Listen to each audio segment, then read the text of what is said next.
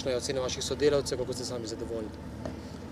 Jaz mislim, da je vaja izjemno dobro pripravljena. Slovenija je še zopet enkrat dokazala, da je sposobna uresničevati tiste skupne obveze, ki smo si jih v sklopu te jonsko-jadranske pobude pred leti že zavezali.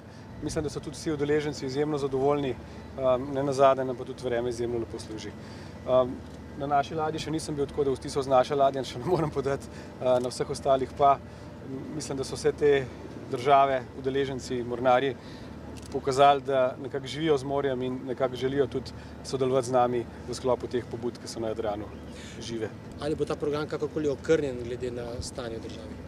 Ja, seveda, program bo okrnjen, predvsem bo okrnjen program v smislu infrastrukturnih projektov, okrnjen je program v smislu nabav, se pravi praktično nobenih novih nabav v letošnjem letu ne bo.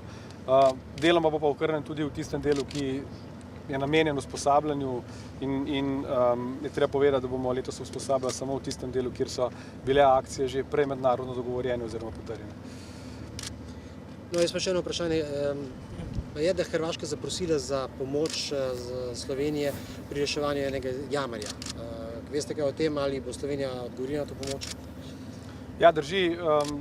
Danes zjutraj smo bili obveščeni, da je prišlo do jamarske nesreče v bližini Zadra. Kot mi je znano, gre za hrvaškega jamarja, hrvaškega državljana. Hrvaška je zaprosila našo civilno zaščito za pomoč in mi smo se že odzvali v tem smislu, da sem na vlado že predlagal pomoč v obliki 16 naših jamarskih reševalcev. Prav zdaj poteka dopisna seja vlade in prepričan sem, da bo Slovenija, tako kot je v preteklosti že naredila, če se spomnite, v mesecu februarju z pomočjo Črni gori v tistih zimskih zametih tudi tokrat odreagirala, tako da bo našo pomoč tja poslala oziroma posredovala. Najlepša hvala. Hvala tudi vam. Hvala, Dejan.